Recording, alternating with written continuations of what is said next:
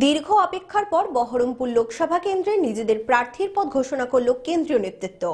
রাজনীতির ময়দানে নতুন মুখ স্বামী কৃষ্ণ জোয়ারদার আর্য। ভোটের ময়দানে নেমে এক সাংবাদিক বৈঠকে তিনি বলেন, এই সিদ্ধান্তটা হঠাৎ করে না, আমি 13 বছর যাবৎ বাড়ি ছেড়ে কোলাঘাট গুরুকুলে আমার গুরুর সান্নিধ্যে আমাদের শাস্ত্র শিক্ষা এবং সঙ্গে সমাজ সেবা আর যত সংগঠনগুলো রয়েছে তাদের ক্রিয়াকলাপগুলো আমি করতাম, কিন্তু রাজনৈতিক উদ্দেশ্য তখন আমার কোনো কিছু ছিল না। মোদিজির নেতৃত্বে মনোমুগ্ধ হয়ে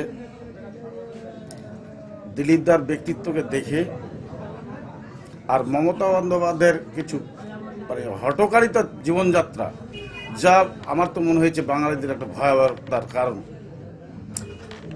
তখন আমার অনুভব হয়েছে যে এতেও আমার কিছু অবদান রাখা দরকার, কারণ ইনি যা শুরু করেছেন তাহলে আমাদের যদি সাধুদের বসে যদি জব করার জায়গাই না থাকে তাহলে আমরা সাধু থাকবো কি করে।